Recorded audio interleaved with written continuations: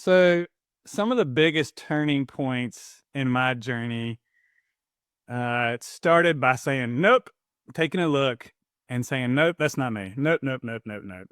And today I have Trisha Wolfe on the podcast. Welcome, Trisha. And when I got introduced to her, it was no different. I was doing the Irene Lyons Smart Body, Smart Mind program with a couple of people. And I think it's when your first TikTok went viral and you kind of blew up, and it was about intellectualization. We're going to be talking about that today. And somebody sent me a video and said, "Oh man, Trisha is cooking." And if you hadn't seen Trisha's video, she's really good at educating, and that's such a big part of this work. But I remember getting exposed to intellectualization, and I'm like, "Nope, that's not me. No way.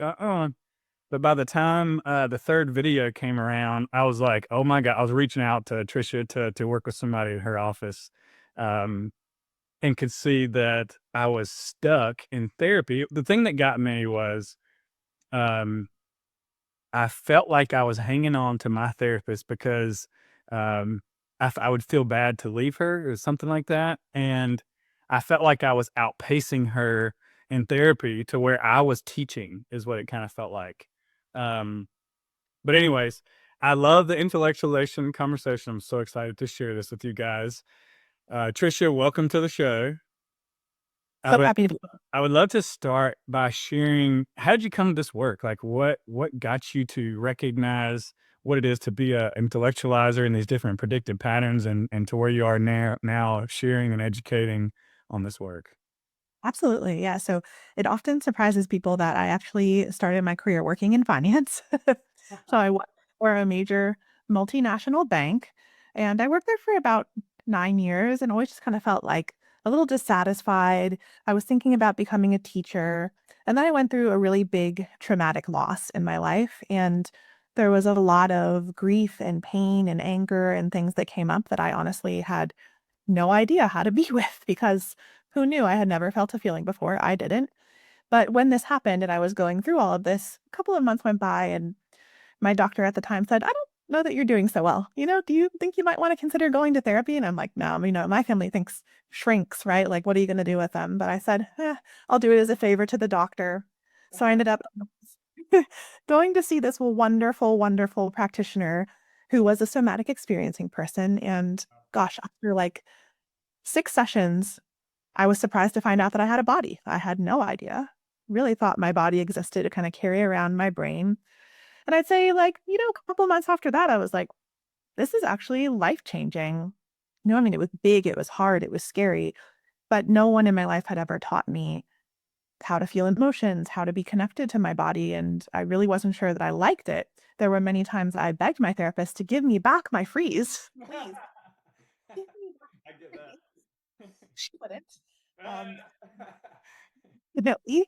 And yeah, not too long into my own initial journey, I said, this is something that I really want to do. And I went full steam ahead with it and was able to start the somatic experiencing training pretty quickly and then NARM shortly after that and went back to graduate school to become a therapist. And, all of my learning since then has been cobbled together by all kinds of different trainings and reading books. There is a way to use our intellect for good as well. And just kind of like my own curiosity. I think one of the strengths of people who are intellectualizers is we have very strong minds, Mm. very strong abilities to synthesize information. And one of the best parts of doing this work, there are many, but is that we can start to access the strength side of that part of us instead of kind of the shadow side of it. And so, I'm constantly learning. I'm looking up research, I'm reading, I'm listening to podcasts and doing all of these things. And what's really important to me is to figure out how to teach that information to people in a way that is accessible because it's either really dense research that's really hard to understand, or it's sort of like the self-help genre, which has its place, but it's not very specific and it's like sanitized, right? Like they try to make it super sexy, which I understand. They want to sell books, they want to sell these things, but that also doesn't help you make long lasting change. And so that's kind of how I got into making content of like, I think a strength of mine is synthesizing information and teaching it in sort of a metaphorical way. And it's something I've always enjoyed with my clients. And so I just put myself out there, which was a little bit scary, but have found such a wonderful community and forming so many connections with people like you know, who really resonate with my work, and I get to learn from their work too. Oh, it was super inspiring to watch you blow up and to see your journey with it and to see how much more comfortable you are with it now and so grateful for you sharing it in the way that you do because I mean, I would say a big percentage of this work is education. To be able to normalize and to allow whatever's going on to be here as it is instead of kind of we were talking about before, trying to figure out and fix everything. That was my MO. That's what kept me stuck for so long. Yeah, absolutely. Education really is the biggest part of it. And it is sometimes confusing for folks. Like, isn't that people always say, I'm intellectualizing your video about intellectualizing? It's like, totally, I understand. But there is an educational component to it as well, right? Where, sure, you might be intellectualizing it, but eventually you hit upon something that makes you go, oh, or think about something in a different way. And that introduces a little something in your brain that shifts you out of that purely analytical place into a more self-aware embodied place. And I always say to my clients, it doesn't matter if it's 1% or 0.01% or 0.0001% of you, if you can access that tiny piece of embodiment in an educational video, even if it's 1 minute long, that sends your neuron in a different direction. Like that starts forming a new neural pathway, which I think is pretty incredible. Yeah, I was going to say this for later, but it kind of seems like intellectualization is a superpower. When does it become, like the shadow side, or when does it become trauma? It's a great question, you know, and I like to tease apart even the term intellectualization and start to pull out like what are the strengths? What is the adult side of intellectualization, which is analysis and self-awareness and pattern recognition and all of the strengths that kind of go along with just being a person who has a really strong brain and the capacity to access that. You know, where it starts to go into trauma is none of us really get to choose our survival strategies, of course, right? But all of us have things that are easier doorways to enter our experience. And those are often the things that build up that protective side. So when you're a child, if you're a person who is really good at analyzing things and recognizing patterns and observing what's happening around them and synthesizing it, doesn't it make sense that that very same thing could become protective? So if you notice whenever your parent footsteps sound a certain way, they're going to be in a really bad mood. And that could lead to like scary yelling or you getting punished or your parents fighting. What do you learn from that? Oh, analyzing what's happening around me and staying hypervigilantly attuned to the environment all of the time helps prevent me from getting caught up in this thing that's really big and scary to me. And so that's where the process starts of saying, this is what keeps me safe. Now, I'm not only talking about physical safety because sometimes people confuse it for that. Of course, sometimes physical safety is a risk, but it's about that felt sense of safety, right? We're wired as humans to stay in connection to our caregivers, our peers. We're very pack oriented. Makes sense, right? Previously, we have relied entirely on a community to keep us alive. We're much more individualized now, but if you think about, you know, Neanderthals and way back when, they relied entirely on their pack to keep them alive. Who's going to watch for danger while you're sleeping? You rely on that. Mm. So biologically, we're wired to stay in connection to people around us at all costs. As adults, we have our strong prefrontal cortex to help us analyze, is this person someone I really want to maintain a connection with at all costs? As children, we don't. Right. And so that happens very young, where that shifts and it's subconscious, right? It shifts into the over analysis, the over functioning, the overthinking, where you can never just be present or rest or be at ease. Yeah, that makes so much sense. And I remember early on working with shout out to Irene if she's listening. Um, really learning about a big part of these predictive patterns coming up for me and my superpower of coming from a lack of safety and a lack of uncertainty. So if there's a lot of uncertainty out there and I can't predict it, that's scary as hell. So I'm going to control everything I can. And it's not that I to feel safe. So it's not that I want control. It's what I'm really after is safety here. But it's just this early environment that's now affecting me. I'm in my childhood consciousness in my adult life. and these predictive patterns start to get in the way of life, right? You're so spot on about that, right? It's never about being a control freak or whatever your strategy is. It's always, always, always, always about safety. That's one of the hardest things for people to accept, because to accept that it's about safety means they have to accept that at some point in their lives, people that they loved made them feel unsafe. Mm. And that I love the word environmental failure. Did that come from you? Did I hear that from you, or somebody else? Do you talk about it Yeah, all? probably heard it from me. I don't talk about it often. Yeah, it's out in the psychology field. And it's saying like, hey, as a kid, I can't accept that my parents failed me or the environment failed me, and so instead of turning that anger onto the outside, that's impossible. I can't do that. That means life or death. So I'm going to turn on myself, and that's kind of where some of these patterns start to show up. Of I'm going to beat myself up. I'm going to be perfect, or I'm going to. I love this quote that you say, "Think my way to safety." That's what got me. I'm like, oh. I'm doing that all the time. 100%, right? It doesn't feel safe at all to turn those behaviors toward the very people that are keeping us alive. It's not part of a child's world to think about doing that. Now, there are times where behaviors turn to externalizing, right? Like we've seen children, for example, who have those externalizing behavioral problems, quote unquote, Mhm. who might grow up to be adults who have a difficult time maintaining relationships or jobs or something like that. We don't get to choose whether our strategies are externalizing or internalizing. But the internalizing ones are often what we think of as like the perfectionism, people pleasing, intellectualization, right? Versus the people who we might see act out. It's much more obvious. And the acting out could still include harming yourself. For example, like you might think of someone who has substance use issues. There can be a lot of acting out with someone who's using substances, harming other people, but they're also harming themselves. Mhm.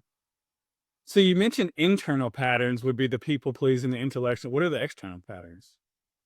You know, they don't have as easy of names to them often, right? But you might see people who have anger management problems, right? That's an externalizing problem. People who struggle with getting into fights with people, whether physical or otherwise, people who have substance use issues, people like kind of I was saying, people who have a hard time maintaining jobs, people who steal, like all of these behaviors that are more putting the energy outward, right? So maybe if you think about a relationship between two adults, like if you're an intellectualizer, maybe in terms of a disagreement, you might go into debating mode, right? Like kind of proving your point, I gotta or you might go a lot. into Yeah. right.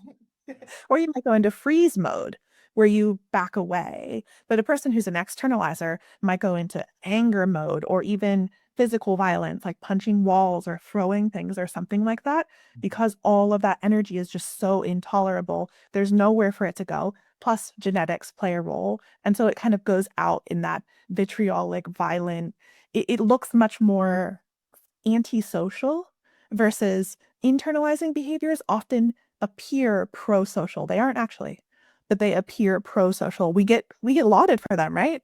Oh yeah. That's such a tricky thing is society rewarding some of these behaviors. And so that's how we don't ever get help and how we get past in therapy. Um, maybe talk about some other things that how do intellectualizers get stuck in therapy? I think that's such a cool topic because that's what initially got me to see your work and to go, "Ooh, I need some help here." Totally. And this is actually such a huge problem. You know, when you go into therapy, you have to think about how therapists are trained. Therapists, which could include counselors, marriage and family therapists, social workers, psychologists, they're typically trained as generalists. So they're given a broad training about a lot of things so that they can pass a licensure test and have general knowledge of diagnosis, basic interventions, things like that. But they're not trained deeply in trauma. Now, programs are changing. They're moving more toward teaching trauma. But even developmental trauma, we don't even have a diagnostic code for complex PTSD in the United States. So therapists are coming out of graduate school, and here's what they are taught. Yes, you need to build a relationship with your client, but you also need to make sure that they're getting better. That's your job. You need to make sure that they're getting better. And if you take insurance, you should probably make sure they're getting better in 12 sessions or less. So you get this person coming into therapy thinking, I don't know what's going on. I've analyzed myself endlessly, or maybe I know exactly what I think is going on, but I present as very intelligent, very well spoken. Maybe I even present as quite regulated. It varies, of course. And here's this therapist saying, wow, here's this client coming in. They're telling me about their week, They're accurately analyzing every single thing that happened. Why are they here? I don't know what to do with this person in front of me.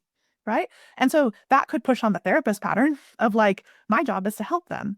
It could push on a systemic pattern, which is I need to have an intervention to help every client who's in front of me. And honestly, it's just very easy to miss if you don't have the training, because if you think of people coming into therapy who are depressed, they can't hold a job, they can't get out of bed, or they're so anxious, they're having panic attacks. As strange as it sounds, you know what to do with that. Mm. But if you want someone coming in who walks like an adult, talks like an adult, does adult things, and is very self-aware, they often get told that. Why are you here? You're so self-aware. You could do my job. Right. And so it's another experience for that intellectualizer of being missed. And that's actually deeply painful for us. Yeah, it's going right into the pattern of not being seen. Correct, right? Like we've spent our whole lives not being seen. And here's another person who can't see that I'm in so much pain internally, even if I don't know I am. But I feel that something's wrong. And this person is telling me again, there's nothing wrong with you. So what does that mean about me then if I don't feel good? And this expert is telling me there's something wrong with me. So you might bounce from therapist to therapist, from modality to modality, right? Even things like EMDR. EMDR is, in my opinion, can be quite a quagmire for intellectualizers. Yeah. They can just get stuck in the endless processing without really getting to the depth. It almost feels like a make this go away thing too. And that's what oftentimes what people try to use it for, right? If you have a highly skilled practitioner who understands how to work with complex trauma, it can be a feasible modality. But when you're just bumping from therapist to therapist, so desperately trying to figure out, what are you trying to figure out? I don't know. I just know I don't feel right, or I know I'm dissatisfied, or I know I feel anxious and I can't stop thinking. Therapists just aren't trained in how to respond to that. So I oftentimes end up working with people who have, kind of failed therapy. Like they've gone from therapist to therapist and they still can't quite find their way. They don't want another cognitive or behavioral intervention. And frankly, they don't really even want another intervention like mindfulness or something that could be more embodied, because what good is mindfulness to an intellectualizer? No offense to mindfulness people out there. It's a wonderful thing, Yeah. but it's not good for an intellectualizer. Oh yeah, I mean, a couple funny stories that I can say from my journey as you're describing that so well. Like one in the beginning, when I was hair on fire anxiety, and I was the person that went from place to place, presenting as fine. I got kicked out of therapy twice before I actually found a good therapist. They're like, I don't know why you're here. Even it's and just learning to over explain and uh constantly being told like, why are you here, and it's that I'm not being seen. It goes into all the patterns, but it also hearing about a therapist having to heal someone in 12 sessions. Like, number one, a lot of pressure for the therapist, Lot of pressure. a lot of pressure for the nervous system that's sitting in that chair. And then also this thing that I see a lot that we've talked about in my mentorship with Irene, and you talk, and it makes me think of the general knowledge thing that you said, and it's having people that have a PhD that are prescribing medicine potentially that have never done therapy themselves and met themselves, and so they're just meeting all this stuff, all these different people, but they hadn't met themselves. So how can they even understand, what that? And many therapists, by the way, are intellectualizers. Intellectualizers would be drawn to becoming a therapist. It might be a little bit of how I became a therapist. All worked out, thankfully, because I've done a lot of my own work. But what could be better than endless analyzing of other people's problems? Oh, that I was a health coach before I became more of I call myself like a somatic coach now, but I love somebody to sit down and tell me what's going on and let me piece it all together and tell you how to fix yourself. Like that, I do that in my sleep. Here's the supplements, here's the food, here's this, here's that. Go do that. You're healed. Why are you here? No, exactly, right? So one thing I really appreciate about NARM as a modality, which is neuroaffective relational model, is they spend a lot of the training actually emphasizing you being aware of yourself in response to what's happening in the client. So if you feel like, why is this person here? I don't know what to do with them. That would be part of an internal process, right? That would be a clue for you that you're feeling pressure or you're feeling like not knowing what to do is creating a survival response in you. And it can also be a clue. What's happening within this person that is making me feel stuck or stonewalled? So it really gives much better clues to therapists of like, a spade is never a spade in therapy, right? It's not just that like someone's too self-aware for therapy. That doesn't exist.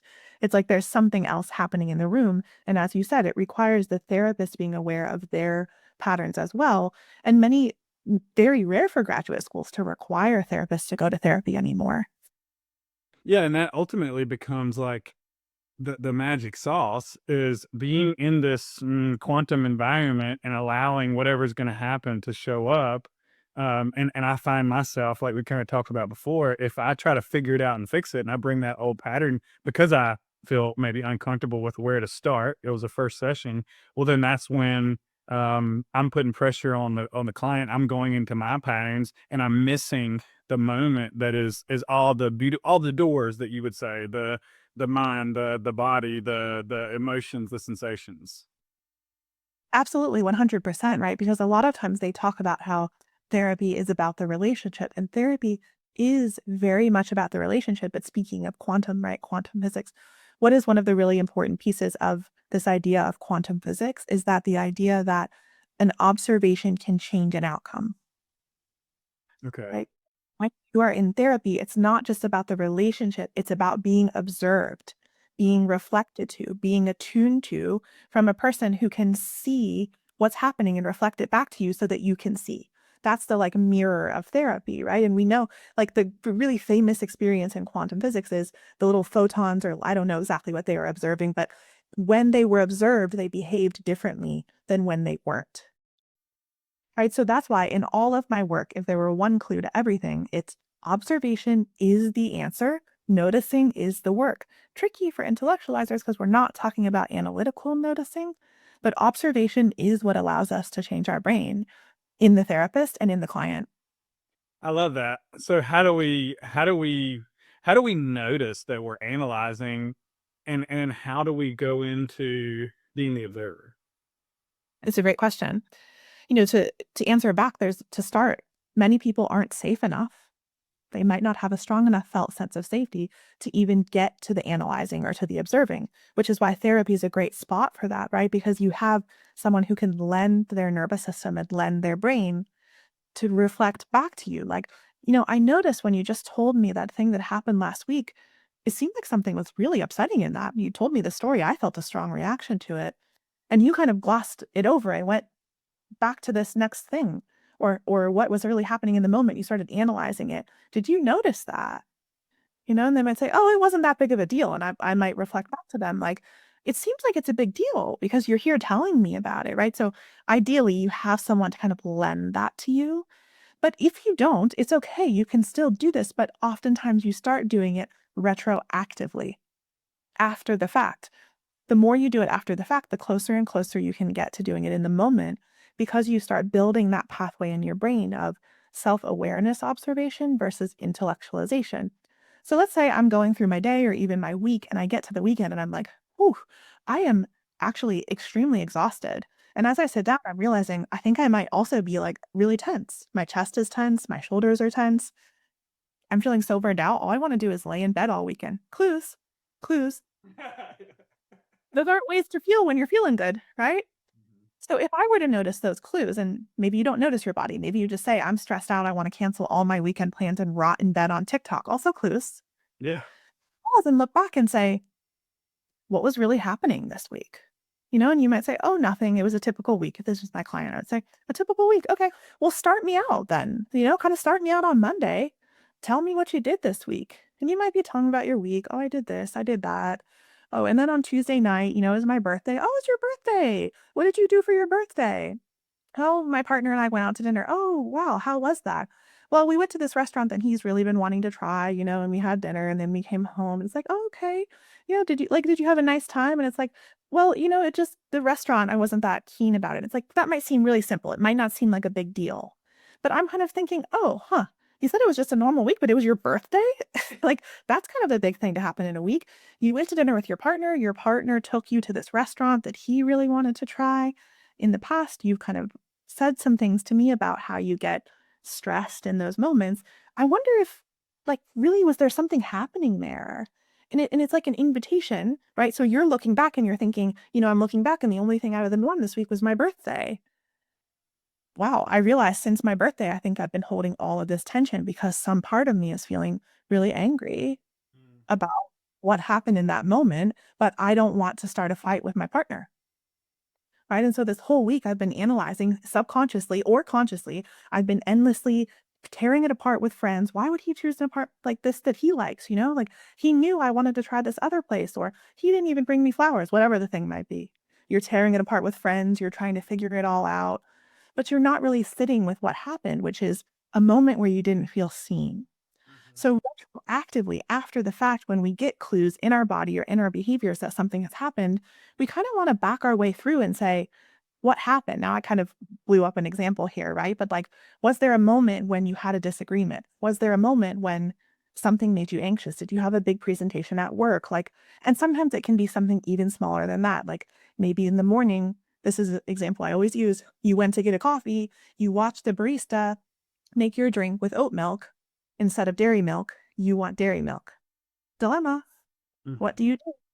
Stand there and analyze for 15 minutes. What's going to happen if I ask for this? Do I have time to get to work or not? Is the barista going to be upset? Are they going to be mad at me? I come to this coffee shop every day. Are they going to remember me as the girl who complained about her drink? Am I gonna get Yes, food in my food next time I go? correct. Do I have to change my coffee shop and never come back here again? Right? Like, and all this is happening in the 10 minutes that you're waiting for your drink. But what's happening isn't just the drink. It's an old pattern getting set off where your nervous system is saying, fight or flight, basically, right? Like, what do I do in this moment? What do I do in this moment? And that's enough to set us off on this pattern of tension for the whole weekend. And it's like we're something I've heard you say many times. It's like we're burning off the emotion that we're afraid to feel or it's not safe to feel by thinking our way through it. And so it's like this storm of repetitive thinking that doesn't go away that feels like that's who we are. It feels like that's who we are, right? It's become part of our identity. It's become overcoupled essentially with our identity, where we might, people say to me all the time, well, if I'm not doing that, then who am I? You know, and the wonderful, wonderful news is you are still you. We can start to think about things like intellectualization as in a suit of armor or many suits of armor. So you would say, well, who am I without the suits of armor? Well, you're still you. It's you underneath all of that armor. You'll still be wonderfully analytical and probably have a great mind for understanding things when you want to, Mhm. not all of the time. And so that's right. The intellectualization is a strategy that helps us feel like we're doing something. It helps us feel like we have control. And it does help do something with that survival energy. You're spinning your wheels or you're on the treadmill, right? You're like, I'm not actually going anywhere, but I am getting rid of some of that survival energy. Yeah, that makes so much sense. And it's like it's so adaptive, it's so protective until it Yes. becomes a bigger problem. Like, thank God we had that ability to escape into our book, into our head, into our thoughts, into whatever it may be, because the environment was scary. But now we're completely checked out from life. We've got no depth to our relationships. We're constantly in our head, and we don't even know. I remember going to therapy for the one of my first. I saw like a yoga therapy person, and it's like I had we did tapping, and it was just to really help me identify the emotions because I came into it and I think we kind of come both ways. It's either you feel too much, that was me, or we don't feel anything at all, and that's more of the freeze. Now, which is gas sympathetic on, with the brakes on as well, and so for me, I was feeling all the sympathetic. So I was also very surprised to see the freeze. I thought it was a horrible thing. Of course, that makes so much sense now as protecting me from feeling so much. But is intellectualization both a freeze response and a sympathetic response, or is it one or the other? That's a really good question. So when you think about freeze, I don't know if you've ever seen the kind of polyvagal ladder. The thing about freeze is at the very base of the ladder, and the top of the ladder is like our best adult selves. We're in the window of tolerance, we're connecting, we're co-regulating. When survival responses happen, we kind of climb down the ladder. It's hierarchical. So the first question is often like, can I run from this? If I can't run from this, then can I fight this? If I can't fight this, then can I make it okay by making everyone around me happy? And if I can't do that, I will freeze. Your question is wonderful because it's like, it's both. When you think about freeze, functional freeze, and fawn, those are all freeze responses. And all freeze responses are sympathetic at their core because all freeze responses are in pursuit of what? Holding down that sympathetic charge so that we can feel a faux sense of safety. So when it's actually very important to know that because when you're coming out of an intellectualization response, you cannot avoid the sympathetic charge. It must come back out. You must climb back up the ladder through the sympathetic charge. So it's not atypical that you can be in freeze or be in a functional freeze and feel a heck of a lot of sympathetic charge. I know I did, right? So that oftentimes makes people think, well, I must not be in freeze. Functional freezers, overfunctioners, oof, they're feeling sympathetic charge all of the time, right? But they have learned to just function through it. In fact, sometimes they kind of like the sympathetic charge because it's something to feel. It's something to do. That's why exactly, right? Like intellectualizers are very, very often overfunctioners. They're the people doing the most because, and I always say I have to watch out for myself because if I don't pay attention, I will schedule myself into oblivion because my nervous system still has a learned pattern of like, that feels so nice. It doesn't feel nice anymore, right? But some nervous system is still like, wouldn't it be nice if we scheduled something else? And I'm like, no, you have to watch out for the overfunctioning, right? Oh, it's so sneaky. It's so sneaky. My overfunctioning looked like biohacking, like Right. managing, learning all the tricks, all the tools. And I would love sharing that with other people. Sit down in front of me, tell me what you got going on, and we'll hack that son of a bitch to death, and you'll be feeling good, which ends up being an avoidance pattern. At the absolute best, a mood shift. And what I found eventually was that it hurt my nervous system so bad because I was doing the same thing that was done to me. I was dismissing myself and trying to fix myself, and it just kept me in this pattern. And like you said, it is so sneaky and so quick to do that. And I think that's the brilliance of learning to really slow things down, to build capacity to be with intense sensations. And it's like I wrote this down as you were talking about coming out of freeze. Man, dealing if we've had sympathetic charge and anxiety has been scary. I think of like the duck floating on the water with the little legs going underneath. So maybe we've done everything that we can to push down this sympathetic charge that feels like too much. And so we start recognizing our patterns, we start getting into our body, and we start coming out of this freeze. And now we got to deal with that activation again. And I feel like so many people, uh, because of the a fear of that, we get stuck in this loop of like in and out of freeze, in and out of freeze. Is freeze. What's the process for an intellectualizer coming out? And does that make sense? What I described?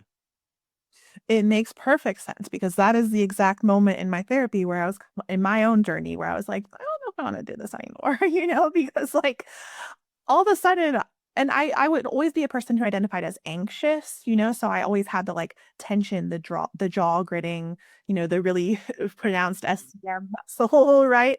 Mm. But I was never a person who like felt unpleasant bodily sensations in that besides those tension things. And so that moment when I started feeling feelings and body sensations, and the feelings weren't ones I liked. Like I started getting angry at people.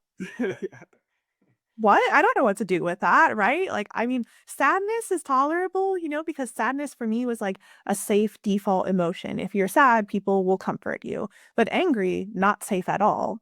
So that's a really common experience. It's why it's incredibly important, I think, to titrate this work, right? One little drop at a time, and to know it's not going to take the rest of your life, but it is going to take some time to allow your brain. It's just like exposure therapy. If you said, I'm terrified of flying and I want to fly to Beijing, I'd say, cool, well, we can do that. But the first thing we do isn't going to be get on a plane to Beijing. It's going to be to look at a picture of a plane, right? So when you start coming out of that intellectualization, it's very normal that feeling things in a different and new way will feel very bad to you and also scary because You don't have roadways for that in your brain. You didn't get a chance to develop them. We would ideally develop them as children with our parents reflecting back to us. You're feeling mad right now. That's okay. Oh, I know. You're sad. That really hurt your feelings. Oh, we're so excited. We're having a great time. That's how we form those neural pathways in the brain of how to feel feelings. Because, by the way, to intellectualizers, even excitement can feel scary when you're coming out of it. Right? So we have to build those roadways. We have to construct those roadways. You wouldn't expect them to construct like a new interstate highway overnight. You would expect they have to do it little steps at a time. So it would be normal. You might have a expansion where you're like, the birthday example. I got angry at my partner about the restaurant and I communicated it to him and he scheduled a new exactly, right? An expansion. Felt so good, and then all of a sudden you're like coming in and you're like, I'm really anxious all the time and I feel panicky and I don't know why. And it's like, that's right. Yeah, because your brain said, I don't have a pathway for this. The only pathway I have says feeling this kind of emotion leads to something dangerous. I predict something impacting your survival will happen. Mm, So a lot of times people in therapy, like we can feel things together and watch the contraction. mhm, Feel things together, watch the contraction. This is where the observation comes in big, right? If you feel the emotion and you go right back into the contraction, the freeze, just observing that process actually still fires your neurons in a different direction, mm, right? So if you can say, I think I feel angry with my partner about how he treated my birthday, and you say, I feel angry, and you feel a little blip of anger, and then you watch the collapse come in, just observing it, it's just like the quantum physics, right? Just observing it changes the outcome. Observing it fires your neurons in a different direction. Like that's the coolest thing in the world. But I don't mean to make it so simple, but all we have to do is observe over and over and over again, and we can change our brain. Neurons that fire together wire together. mhm, So a little bit of a long-winded answer, which is my specialty, but how we handle that is through the observation over and over and over again. And with your thing showing the contraction and expansion, we also must know contractions will always come. They will always come. It's not a matter of if one will come, it's when. Because contractions are in breath and out breath. They're the ocean. You wouldn't go to the doctor and say, I'm really sick of breathing out. I love breathing in, but I don't want to breathe out anymore. Like that. The doctor would be like, well, good luck. You have to breathe out the carbon dioxide. The trees will breathe it in, right? That's part of the process too, is building up our capacity, our adult self, who can feel I get angry and I contract, and that's okay. And that's what leads back into another expansion. We spend a lot of time, survival mode, resisting contractions, yes. right? A lot of time. And that just puts us right back into the pattern. Oh, yeah. I mean, that makes so much because that's what I've been, working through here recently is I was so afraid. I'd learned so much about titration, about doing too much, and I was so afraid to do too much, and it's like, when I learned a process of just kinda hanging out and observing, I learned that my brain had a couple of, like, routes that it's used to, and it's basically, like you would talk about the major highways coming out of the big cities. It went, "Hey, this is overwhelming. Stop, turn around, or it's gonna end in doom, doom, doom. Pick which flavor of doom you want for today." But it's interesting when you have education and you learn, hey, there's going to be a protector in there. It's going to have a typical way of scaring the shit out of you. And Right? once you knock on that door enough times and it's the same thing, you get to go, okay, so what happens if you don't do it? And you get to watch. Like what happens if you don't stop, you don't run away, and you just kinda go, "Hey, you know what?" Because I learned what I really wanted was for somebody to be there for me. Okay, well, if nobody was there for me, and I'm scared this is gonna be too much, and ain't nobody gonna come to save me other than me, well, guess who gets to be the superhero? That's kinda the way I've been doing it is having these superhero stories. Well, adult Mitch is here, and he's gonna swoop in, and I'm gonna pick you up, and I'm gonna go, "Hey, we got this. We're gonna do it together." And then you get to the other side of that, and the body shakes, it moves, you scream, you yell, you have weird quirky stuff that comes out, and you see that arc go up that we've learned about for so long, that I've been looking forward to for 3 or 4 years. Here's education again. I'm going up the thing. I'm going to the top of it. Boom! And when you come down that first time, that's that seeing that basket go through for the first Yeah. You just scored your first touchdown. You've been trying to figure out how to do a touchdown for forever, and you didn't analyze your way there. You felt your way there. You trusted your body, and you showed up for yourself. And oh my God, once that clicks for the first time and you see that ball go through, that's the most amazing moment in the world. But that, so much safety happens in that, because what that did for me is like, okay, maybe I don't have to trust every thought, and maybe I'm gonna be okay because I've felt this scary thing come on that tells me I'm gonna go backwards. And when I don't trust that and I go into trusting more myself and I show up for myself, man, this amazing thing happens. And now that's the becoming your own medicine that I've been hearing about for 3 or 4 years. Like, who would have known this thing is actually possible? And 3 months before that, I was going, if I don't see one go through the hoop pretty quick, I'm done. I don't believe in this stuff anymore. Am I doing- That's right. Well, and that's the beauty of neuroplasticity, right? Like you get to watch it unfold in real time, your mapping of new pathways. And I'm actually building my own model for teaching people how to do these things. And it's all based on this idea that our brain is made up of roadways and our brain is like an atlas. And so when we flip to the parts of our brain that say, hey, how do I show up for myself when we're angry? It's just a blank page. Right? So you're trying to go somewhere that doesn't even exist. So you flip back to the other maps and you're like, oh, I have a map of what to do when I'm angry. And it says shut down. Yeah. Yeah. So maybe I'll try that one. And you're kind of driving it again and again and again. You're like, I'm not loving this road anymore. It's really not getting me where I want to go. But the page is blank. We form new roadways by doing the process of exactly what you're saying. And just as you're saying, like kind of imagining this superhero part of you come in, that's not actually happening necessarily, right? You're not turning into a superhero, but just visualizing that shifts you into that adult part of your brain, the self-awareness part of your brain that lets you observe yourself in a different way. And that is how we make change. We could get even deeper into the process of like memory reconsolidation, which is how we can repattern these old learnings. But neuroplasticity and those things mashed up over and over and over again is how it happens. It's really common that the practitioner will see changes before you do. Right. And so people will often say to me, especially because in my work, I'm very big about emphasizing we don't do homework. We don't do a lot of work outside of sessions, Oh, really? at least not the first half, is really a big part of my work. And so people will say, is it working? Is it working? I need to do something. I need to do something. I said, just wait, this way, just trust me, just keep coming back, I you know. love that. And then there's a time, few months in, you know, where they come back and they're like, I did this. And I'm like, oh, hell yeah, right? Like, I knew it was working because I could see it happening. I could see the subtle shifts in them. And then they can see it. And that's because it's just little tiny firings over and over and over again. You don't really have to try that hard, like effort that hard to do this work. It's more about frequency over and over and over again.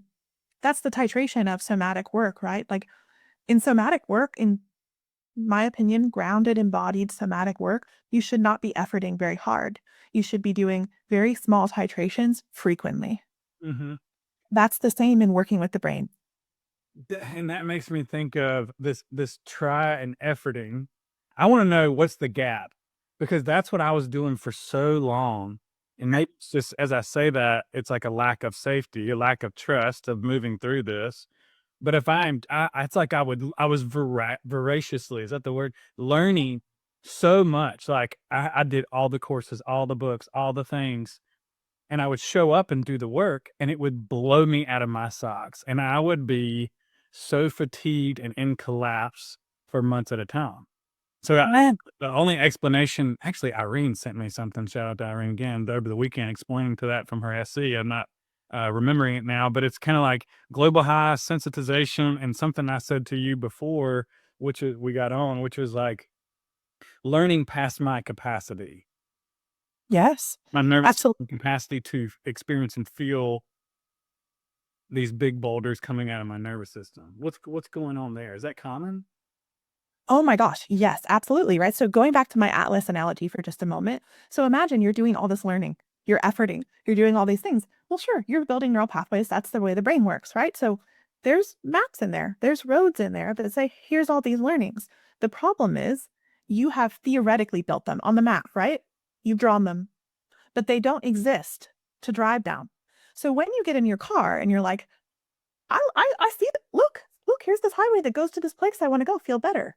You get in your And you start and you come to the place where the feel better road should be. And your brain says, absolutely not. We'll be putting you on a detour. That road isn't built and it's tigers. Like, do you not see all the tigers?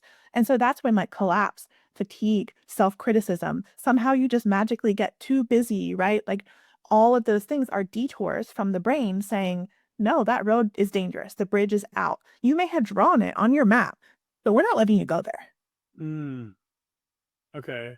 And then that hasn't happened in a little while. And it's like, I think that is improving because there's more safety on board, because I've had other experiences in roadways that are being built that say, hey, if we get over here in a Shitsville hole, we can get back. 100% it is. It's through building that felt sense of safety. And what's coupled alongside building a felt sense of safety is as you're doing that, you're subconsciously, unconsciously rewiring old learnings as well. So not only are you building safety, you're rewiring the learning that says that roadway isn't safe. As you rewire that memory, then your brain will no longer throw up the need for a detour. And all of that comes through safety and through shifting some of those learnings, which is conscious but unconscious at the same time. It's so cool. It's amazing. I mean, this work has been the best gift of my life for someone who chronic disease, um, I mean, anxiety. I hadn't slept in 20 years. I just started sleeping again. Wow. 20 years, man. And I love the thing you were talking about too, kind of back up of like as practitioners, we see that before the therapist, and I've been told, or before the client, and I've been told, hey, don't point that out because that may be like and I've seen this in clients where I'm like, oh my God, this person has vocal prosody now. Oh my God, this person is looking at the screen now. Oh my God, this person has emotion. So why would we not point that out, is because there's a tiger on that route? That's a good question, And so it's so nuanced. And the reason for that is because it actually can be very useful for you to point that out in a titrated way, I could. right? Why is it useful to point that out? No, let me respond to your question first. Yes, reflecting that to someone whose system still feels like it's dangerous to be online can have a tighter response of saying, oh my God, this person sees that I'm more online. That's not safe. I'll shut myself down. Mm, That often can happen. And actually, I always kind of joke about this, but I had to learn early on in my work. I'm a big personality person. Like, I'm excited. I'm so stoked on this work. Like, I just love getting to see people shift. But I had to learn when I notice shifts to actually stay very centered and grounded within myself. mm, Even though I'm like, holy shit, this is the coolest thing in the world. This person is changing a lifelong pattern and I want to shout, right? But I have to stay really grounded in myself and say, oh, yeah, I noticed that maybe when you named that, it seemed like your face got a little bit brighter. Did you notice anything? mhm, In this really calm and gentle way, then sometimes they can see a little piece of it, not always. But why is it important to actually do that sometimes? You and I were talking about this a little bit earlier. It introduces a prediction error in the model. So if that person hasn't yet been able to see in themselves that, wow, my tone of voice is a little like more online, like I'm a little more engaged because their brain is still looking at things through the old model, the old lenses, right? mhm. We're seeing like, I think you need to update your prescription. You might not even need to go more, right? Like we're seeing that, but their brain is still like, these are my lenses. You're not taking them from me. Yeah. But when we introduce that in that really calm, grounded, connected, titrated way, what happens is the brain can throw up a flag and say, uh-oh, she's seen that I'm shifting in some way I'm more online. And together we can say, and I would say to them, I would say, I really noticed when you told me that it seemed like you got a little bit brighter in your face. Did you notice anything? And they might say, no, I didn't notice anything. And I'd say, oh yeah, well, that's all right. What do you notice as I point that out to you? Ah, there it is. That's the prediction error where they might say, oh, I don't know. I just like, I don't know. Let's just move on to the next topic. And I'm like, oh, it seems like you're really ready to move on to the next topic. Like, and we will. But I wonder, like, was there a little bit of something happening when you noticed me noticing you? And that might be an opportunity to say, yeah, I started to feel anxious. And it's Mhm. like, oh, I wonder what you learned in your life about someone seeing you. or about someone or about being more online or about being a little more engaged, that is actually the opportunity to update a really key learning live in person because it's happening between you and the client. What could be more live than that, right? Mhm. So something's happening between you and that client where their brain is projecting an old learning onto you, right? You reflect this thing back to them and you become the dangerous parent who can't, it's not safe to let the parent see you being online, engaged, happy, right? So their brain is saying, what's the probability that this person is going to criticize me now because I'm feeling a little bit better? Very, very high. And so we want to come in and say, oh, you're noticing that you're feeling a little anxious. Yeah. I wonder like what you learned about that. And they might say, "Huh, I don't know. I think it's always been safer for me to just stay a little more disconnected. And it's like, yeah, that makes sense. I wonder what some part of you worries might happen as you get more online, or if I notice you're more online. And now this would happen in a much longer drawn out way, right? But the person might say, well, I worry that if I'm feeling better, you might not want to work with me anymore, or it might be time for me to go. And I'm not ready for that. And I'd say, wow, what an interesting learning. So you noticed in some way that if you felt like you were doing well and when you were doing well, no one would show up for you. No one would support you. No one would take care of you. So that makes a lot of sense. That's a pattern we've really seen in your life where you had to learn to overfunction and be so self-sufficient because no one was showing up for you, right? So like it's actually such a wonderful learning opportunity to get to that deeper learning. And I think that's what you said is like talking about these beliefs is such a good illustration. We always get told, um, you gotta feel it. You gotta feel your stuff to move through it. And then we point to animals and go, look, the deer runs away from the cheetah and then it shakes it off, like shake it off, dude. And I was meeting with Simona Irwin, and she was on the podcast, and she said, yeah, but these animals don't have beliefs. So those beliefs get in the way, and so it's not just always a bottom up, which is somatic.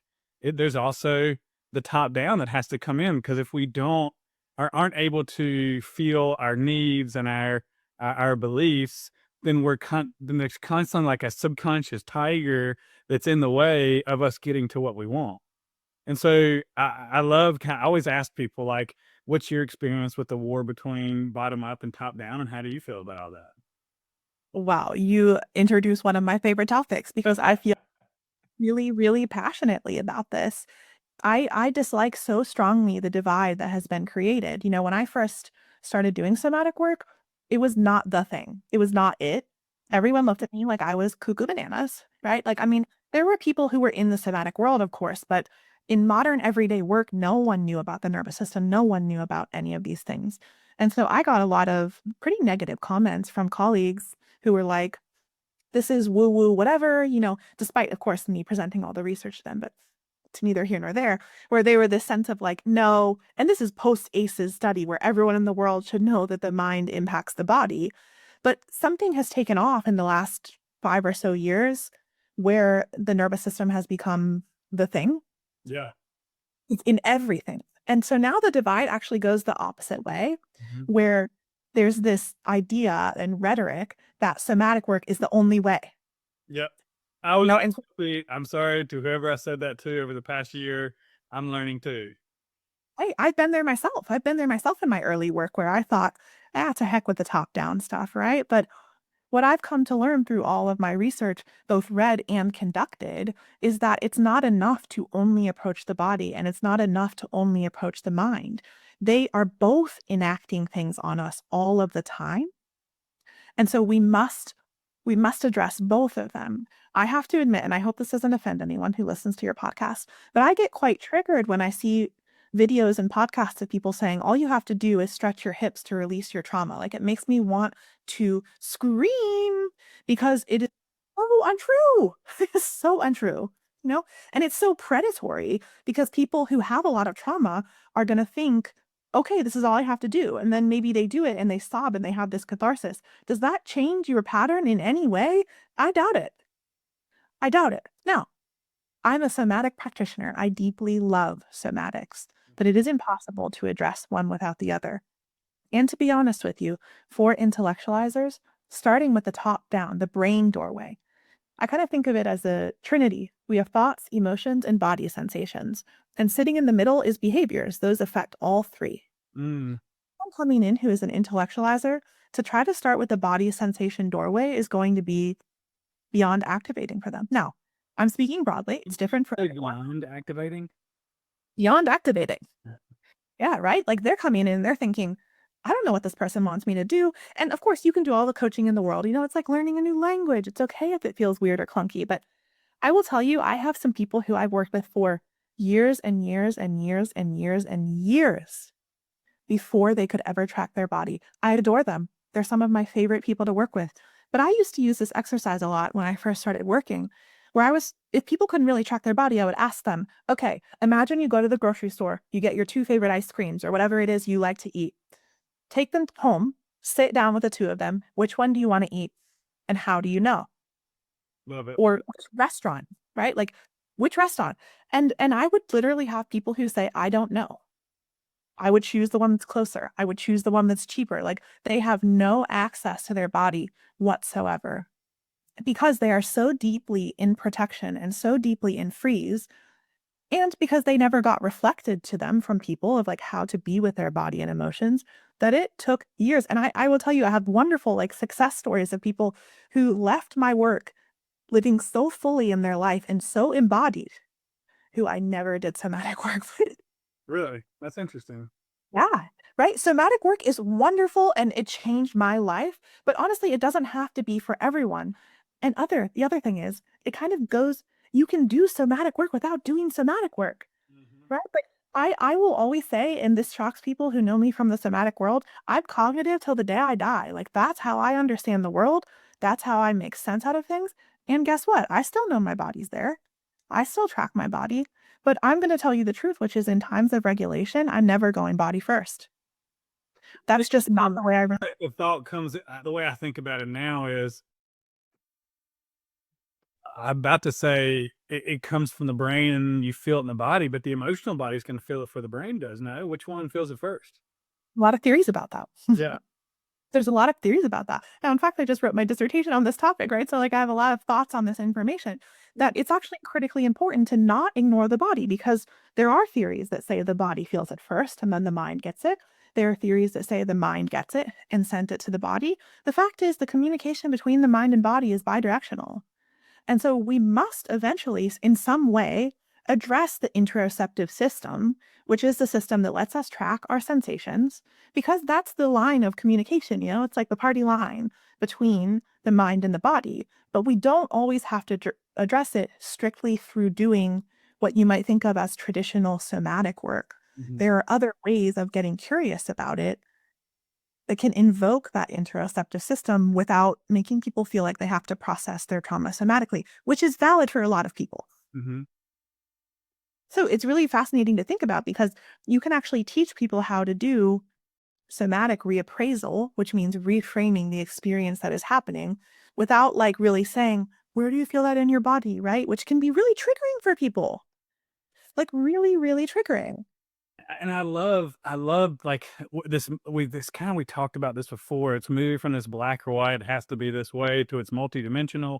And I love like your doorways deal because it's less pressure. I'm coming in, I got all these doorways, and let's see which one you go through before instead of me trying to intellectualize and figure out and have these I need to validate myself and prove my worth and show you I'm good and get you to see me instead of just going like, "Hey, let's trust is going to come up," because ultimately, how relaxing is it when we learn and safety providing is it when we learn, "Oh, your nervous system's the map. You just got to kind of do that." And it is a multidimensional top down and bottom up approach that the more we have those things aligned, the more we can make a clear, better decision.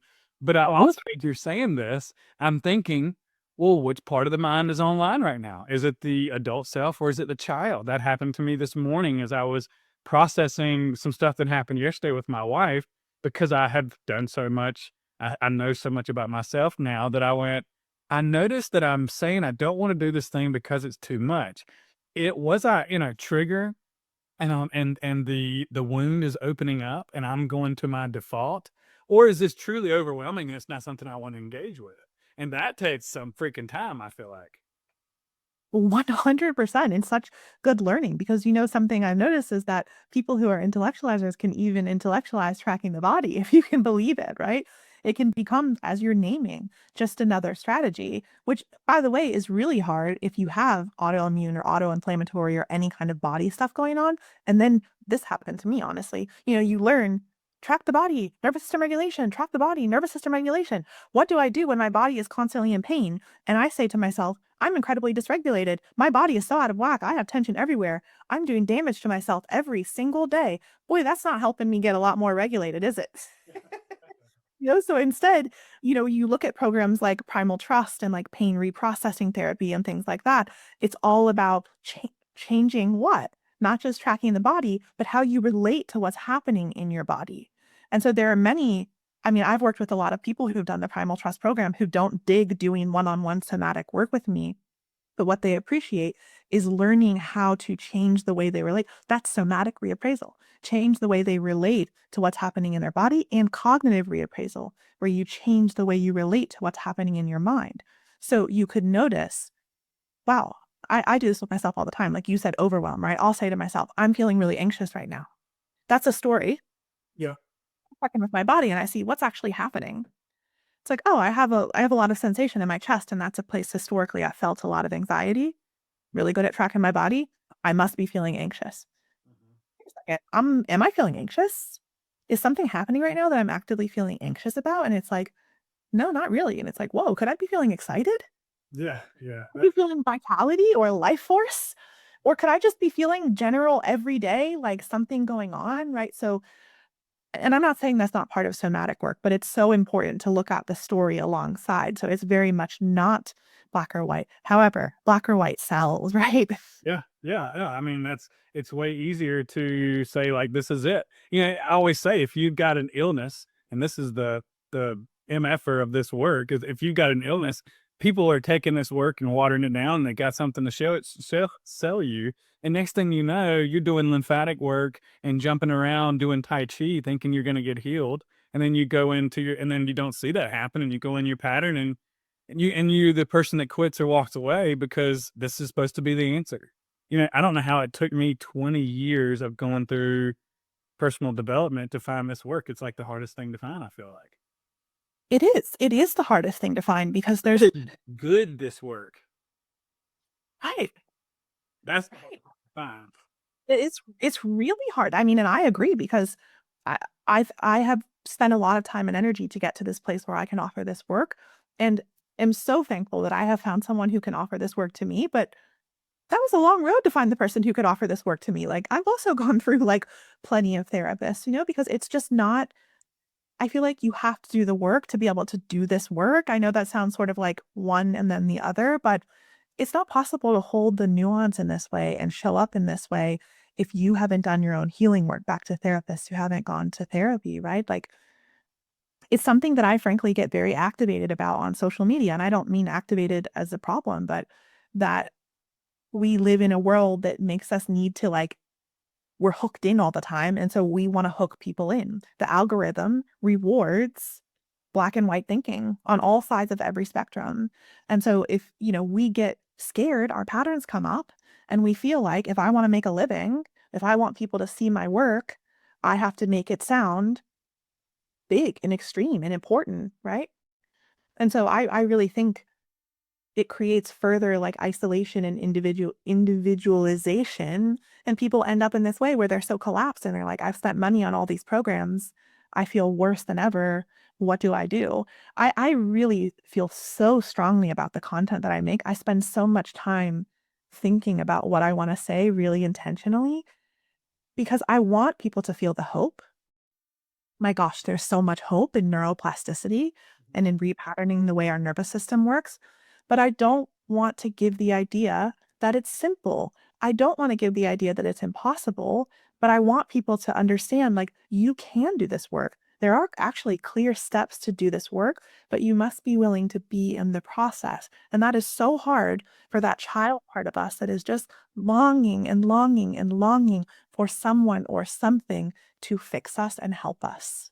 Oh, it's going against everything that we've ever learned. I mean, and it starts with this nervous system. It goes out to the community and the relationships and the family and the and society, and it's the ultimate red pill because Percent. listen, Neo, what you thought was real isn't, and you're gonna take this red pill and you're gonna see things for what it is. I told Irene Lyon when we were talking, I said, it's like waking up and being covered trauma is like waking up.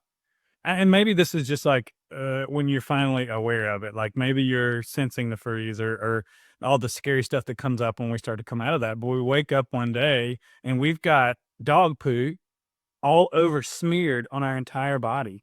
And the conventional route of let me hop in the shower and scrub this thing to death, that doesn't work anymore. And so you got to learn to love that thing. You got to learn to see why. You got to see, hey, your body is protecting you. It's working exactly like it should for what happened. And so if I have to back up and I have to learn to love it and I have to learn to trust it and a lot of that trust too, talking about you mentioned primal trust. I think that's the program that I'm doing with Simona. And it's basically what I had to do with my intellectualization. I think you'll like this if and I'm sure you maybe even know the program, but it's bringing the top down and the bottom up, the thing that I didn't think would help. But it's going, hey, I'm always in my head, so what's it saying? It's like, okay, it's terrified, it's scaring me to death, it's making me look for everything that's wrong and bad, and then my thing that's what stopped me in my tracks when I did a podcast with her. She said, "Trying to fix it and figure it out is what keeps us stuck," and I almost couldn't continue. I was like, "Ugh, that is my MI." It's funny coming to your work, these last couple of days and researching, and I'm like, "Oh, Trisha was saying it the whole time," but, we're not ready to hear it until we hear it, and so what I was able to do, okay, I'm scaring myself. So the next thing is I got all these compulsive fixing behaviors that I'm doing. So what are those? How do I avoid feeling the emotion and the scary things? Oh, well, for me it was supplements. I thought I had this belief that my body's broken and I have to supplement my way through the day, and fix myself. And that was constantly scaring the crap out of me. And so I'm like, okay, so we're gonna organize this, and we're gonna we're gonna put it in the calendar or the pill container, and I'm gonna take it based on what it says.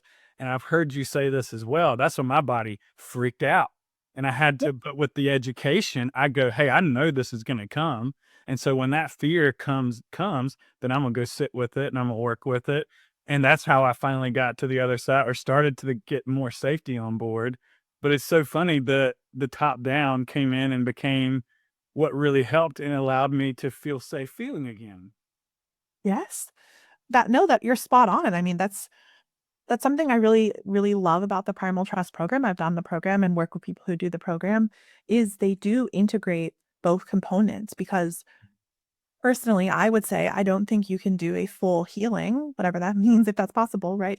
Without addressing both components. And, I've struggled with an autoinflammatory disease for like the last 3 years or maybe several things at one time. And I was really stuck in that myself too, of like, get the test and analyze the test and look for the supplements and is it this? Is it this? Is it this? Is it this? And so obsessive about like what food should I eat? And then if that food makes me sick, is it, there's just so much. And even obsessing about the nervous system regulation and thinking I might be dysregulated, right?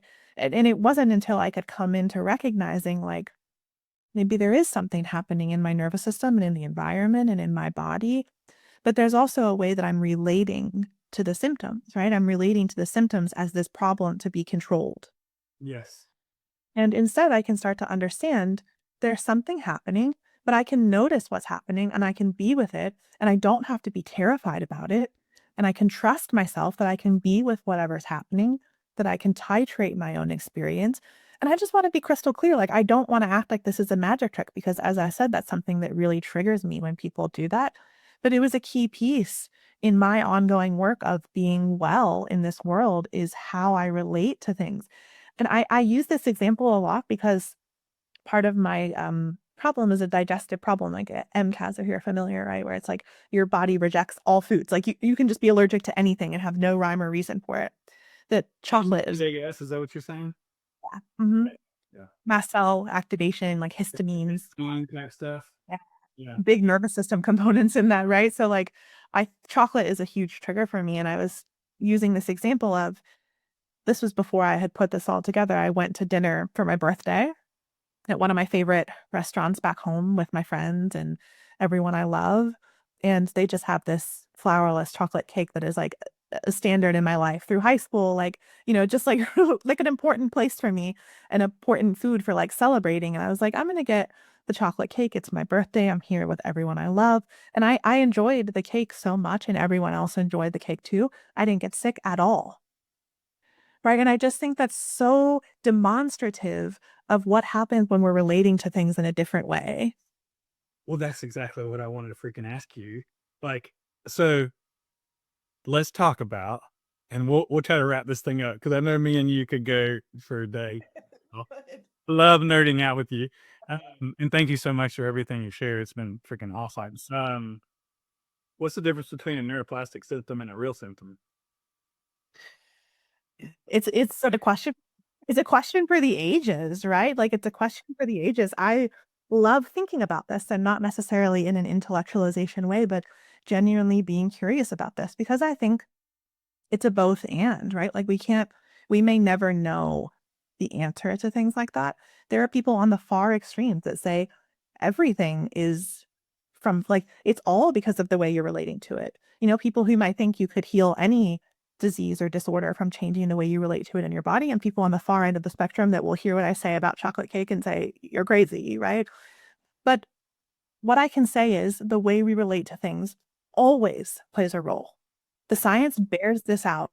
I don't know if you know Alan. I think his name is Alan Gordon. That sounds He he does some cool stuff on Instagram, and his work is all around pain, and it's all about. He has a type of therapy called pain reprocessing therapy that's for treating chronic pain. And I'm going to totally butcher this, but he has a book called The Way Out too. But basically, what he talks about is like pain is not necessarily just the body, it's how the brain is relating to what's happening in the body, right? That's what pain is. Your brain is saying, fear and adrenaline that comes in, washes through the system when that symptom comes up. So it's like I can't remember the lady that the Primal Trust is based on. She's from like the 30s, 40s, but she says there's a fear that happens with the initial thing, and the secondary fear is what keeps us stuck in the loop, and that's what creates neuroplastic symptom. I was going to say, which is the neural pathway, right? Right. So you can't take the brain out of it. The brain is, if we didn't have a brain, we wouldn't be able to process pain, so we wouldn't feel it, right? The brain is what is telling us that we feel the pain. As wild as that is to kind of think about, like this is mind blowing. Your brain changes your reality. I'm sorry to tell you, but your brain changes your reality. Have you ever seen that video? They often show it in like psychology classes where they want you to, I think they're asking you to count how many times they dribble the basketball. And then at the end, they're like, did you see the gorilla? Because like in the middle of the video, a gorilla like goes through and you almost never recognize it. Boy, if that's not proof that your brain is changing your reality, I don't know what is. And so we know our brain changes everything, but our specific lens, you and I could watch the exact same whatever and have two totally different experiences of it. Why? Because the way our brain relates to it. So I'm so sensitive to never want to make anyone who has chronic pain or chronic health issues feel like it's their fault. It's not. It's not your fault at all. I will be honest with you, I was quite threatened by the idea that the way I relate to my symptoms could be making the symptoms worse. Frankly, a little bit offended because I'm like, you don't know how bad I feel. Like, you don't know how sick I feel, and it's impossible to get through. And so, if you would deign to tell me that I'm making this all worse, I was pretty offended. That's a part of me that I had to work with, right? Well, But it's like I feel that too. It's worse, and also there's a little bit of like, oh, maybe I can use this. and that's the adult consciousness, right? Yeah, And we know this. Like, for example, I've worked with people who have PNES, which is basically like seizures that don't have any explanations, and they've totally resolved their seizures through doing therapy, that's awesome. right? Like, so we know, like all resolve our symptoms if we just did a little bit more therapy. honestly, if we all could just do a little bit more therapy, the world would be a better place, you know? Be like brushing your teeth. It's just something you do. Like we need to learn that. Like, hey, you go to the can do the yoga class. Like go to the 30-minute even group somatic class or group whatever class. It doesn't have to be somatic. Whatever doorway's open for you. Yeah, and that's actually something that I'm working on, is trying to release mini learnings that people can use in their real life for people who can't access for whatever reason, like therapy like this, because it's so important. Chronic illness is what? It's basically a survival strategy in our body. So intellectualization is a survival strategy of the mind. Chronic pain can be a survival strategy of the body, right? So part of the treatment of chronic health issues, I think, is looking at the neuroplastic symptoms, the way the brain relates to those symptoms. And it's kind of funny because I'm getting ready to defend my dissertation next week. And it's been a really like wonderful but high stress summer for me. I mentioned to you I'm in Spain. Like I've been traveling since March. So I haven't been at home. I haven't been around my normal food. I haven't been in a normal bed. I've been in a lot of countries where they don't speak the language, which could be really high stress things on my nervous system. I've been working on my dissertation. I haven't really been feeling very well in the month of September. And a couple weeks ago, I was like, I'm done. Like I'm done with this. I'm tired of feeling like this. I want to enjoy my time here. I want to feel well for my dissertation. And so, as silly as it sounds, I just decided that I was like, I'm not doing this. And so every time a symptom came up, I would just kind of sit with myself and say, I know something's happening right now. And it feels scary and it feels like you need to respond to the symptom and go get a supplement. But maybe we can just sit with it for a moment, and maybe we can add a little grounding and like look out the window together and just notice. And I've done a lot of work for my system to get to a place where that has actually shifted my experience so much in the last few weeks. And like, I'm just a human, right? So even I forget that I have that power. But that's how I want this to really land for people, not as belittling that, like, you should just change your symptoms by changing your mind. That's not true. But when you learn to work with your brain and with your body instead of against them, it's as close to magic as you get. Yep. Yep. That what you're talking about is exactly what I've been doing as well with the neuroplastic symptoms. And I got a really funny story from like when it first happened, and we're talking about these because I could see myself just, oh, I'm a professional fixer. Like I know all the tools, and like and those things can come in handy too, and I can still use them and they're great. But I have to notice when I'm trying to fix what's going on and by avoiding it. And so we're talking about, hey, we're just going to kind of sit with the fear, just exactly. And I'm going to say, hey, I feel you. I know you're scared as shit, and that's allowed to be here. And I'm here with you. I'm not going anywhere, but I'm going to go back to my day and keep going. You don't have to go anywhere. You're allowed to be here. I want you to be here. Thank you for opening up this pathway in your brain. I'm going to work with you later because during the day, I'm going to build safety that I'm okay, and I'm not going to go to my old compulsive stuff. And so the funny story is, I went over to a friend's house, and as someone who's had chronic disease for forever and has done everything perfect, alcohol was a no no, right? And so when I went over to a friend's house, when I had alcohol, I would have like I'm waking up at 2 a.m. and I I can look on the Chinese meridian counter and I can see that that's my liver, and I'm like, oh yeah, that makes perfect sense. And now I can't enjoy alcohol with a friend because it's bad for me, and you're going down this rabbit hole. And then I was just like, you know what, whatever, I don't need alcohol. I'm not going to do it. And it's not really that big a deal for me anyways, 'cause I don't drink that much. But I went over to a friend's house and they were having non-alcoholic beers. And I'm like, yeah, I'll have a non-alcoholic beer. But I felt that fear of like, will this be too much? The stuff started to come in. So I'm like, this is really interesting. I had a full on placebo effect. I had a buzz from drinking one non-alcoholic beer. But I'm telling myself like, oh, the middle of the night wake up's not going to happen. And damn sure it did. And I just woke up at 2 o'clock in the morning and I'm learning about this work, and I just started laughing out loud. And I'm like, oh, now this is an opportunity to show myself that I'm safe. So instead of going to the typical compulsive, I'm gonna feel that, and I'm gonna sit here and we're just gonna hang out. Maybe eventually I'll get out of bed and do whatever I need to do, and I'll come back and find. And that's where fast forward to the last couple of days or week, I guess last couple of weeks, I've had that happen a couple of times where I wake up and my adrenaline's telling me to go fix it. And I'm like, hey, we don't have to do that. And going back to sleep and waking up the next day and feeling good instead of like this whole neuroplastic cascade happening, like you said, it does feel like a miracle. It feels like a magic trick. Totally, because what you just described in a nutshell is neuroplasticity and memory reconsolidation. Like that is how we change these learnings. And that's the prediction error that I was talking about earlier, right? Like you have to come in and say, oh, I'm feeling so urgent that I have to go fix this.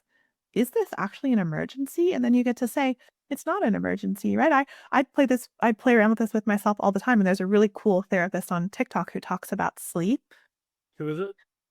I'll have to look up their name and I'll send it to you because I can't remember their name, but they talk about like this obsessiveness we get about have to get my 8 hours or like I didn't go to bed on time or whatever, and I realized, oh, I have some of that. So, I just play around with that and like mine is really silly, but what I'll say to myself is like eyes closed and people sleep. Like I just tell myself that. I'm like, if I start feeling anxious, I'm like, eyes closed and people sleep. Doesn't matter how many hours. Eyes closed and people sleep. And it's just this way for me of accessing my adult consciousness because, well, I should add in when I imagine saying that, I'm imagining my younger self, right? And she's so, so scared of like the bad feelings that come from not sleeping, the bad feelings.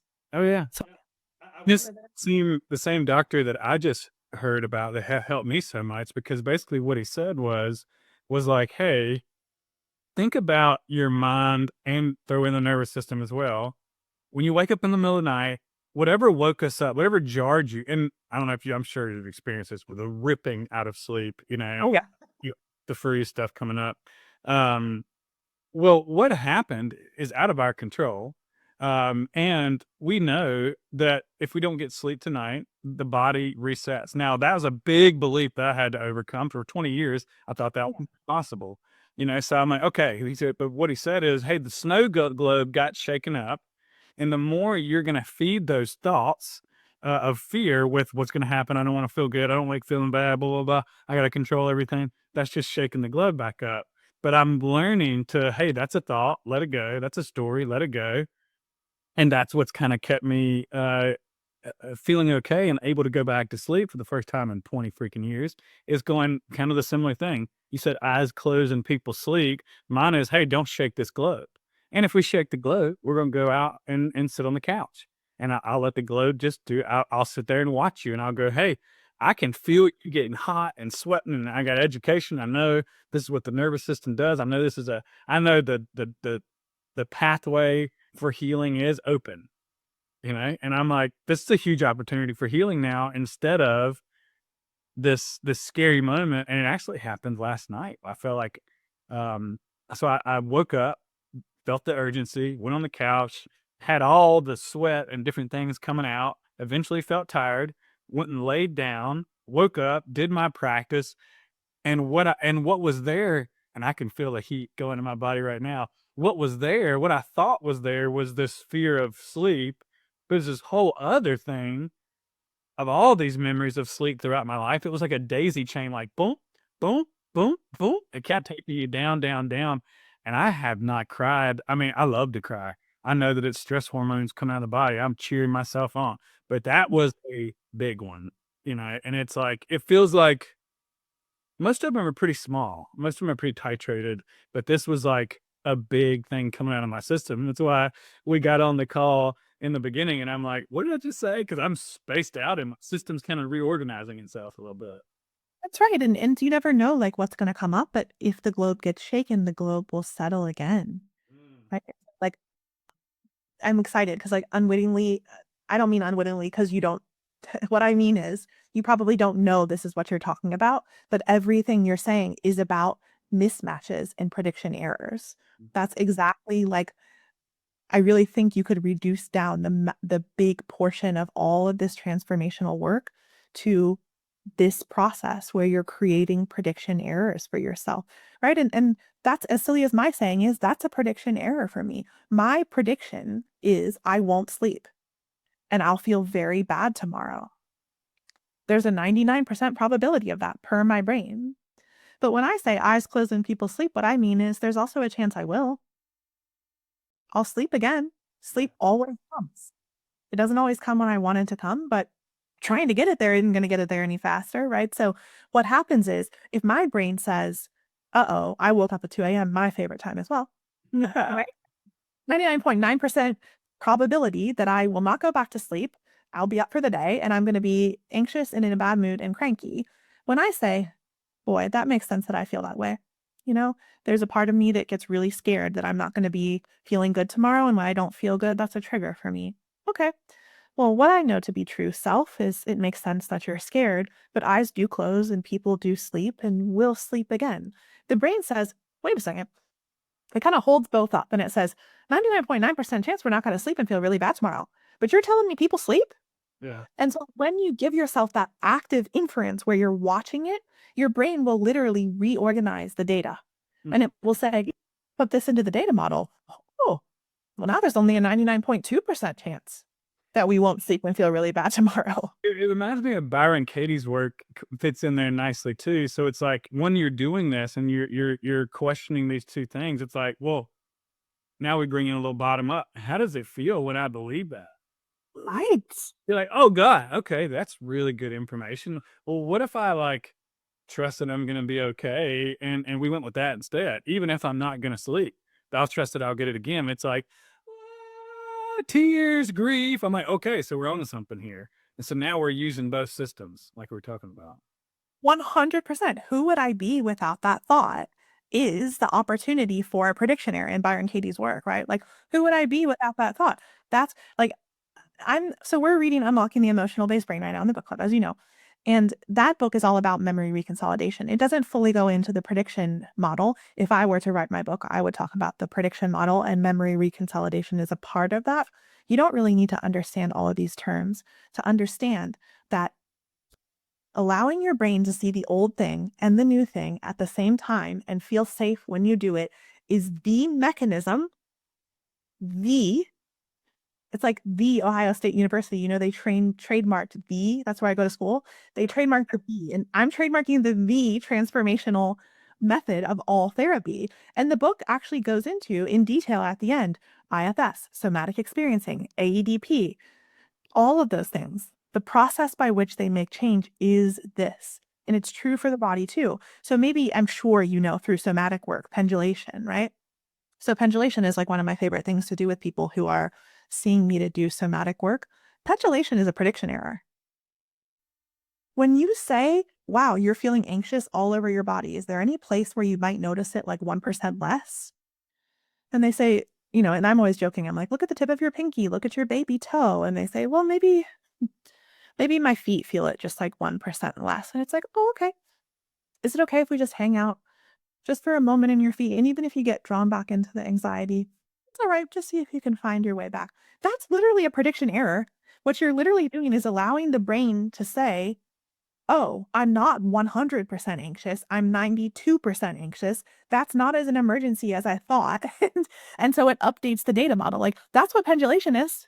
It's the same thing as sitting with something long enough, like the pain in your neck, to go, maybe it's not pain, maybe it's just tired. 100%. There's like a Exactly. little percentage tick coming off of there. That's right. The brain is a probability model.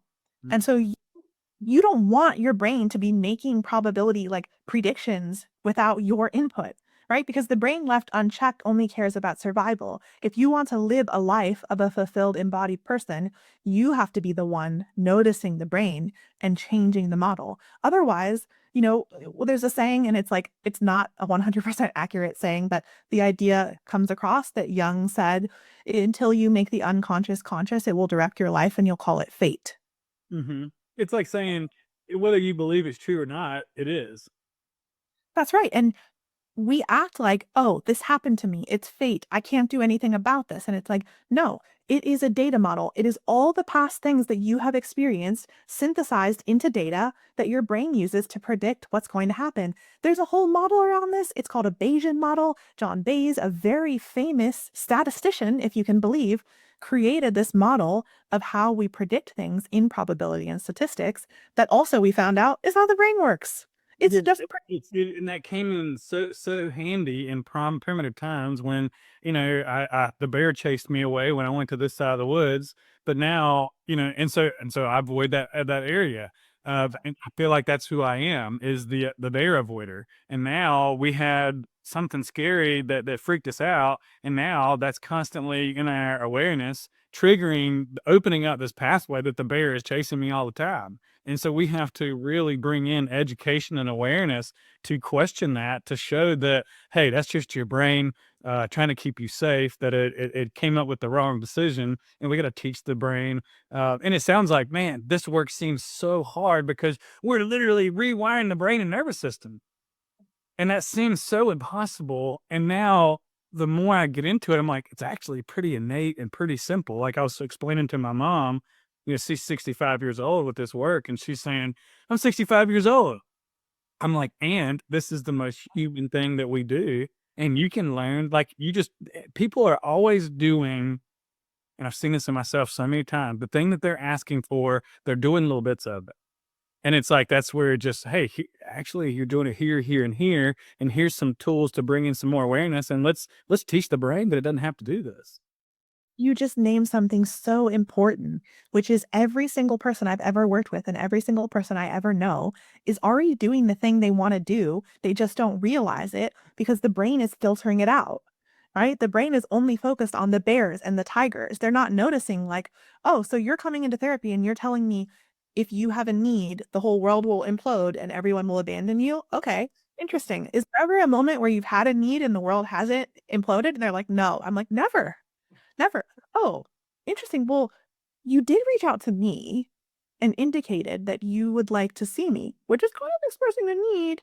And then we met together, and you also indicated you would like to work with me. You told me the days that you needed to meet and the times. Oh, it's kinda seeming like maybe you expressed a couple of needs, and what are you thinking? I'm still here. And people will say, "That's so small, it doesn't count." I'm like, "No, actually, babe, it counts huge. It's huge because you're having so many more of those moments than you realize, but because your brain is so focused on looking for the tigers and the bears, it doesn't let you realize it. You've gotta come in and say, I just made a TikTok yesterday, I don't think it's made its way to Instagram yet, but where I was talking about, like, do you wanna do something right now? Write down your core belief that you think you can never change, and then look for a moment in your life where it wasn't true.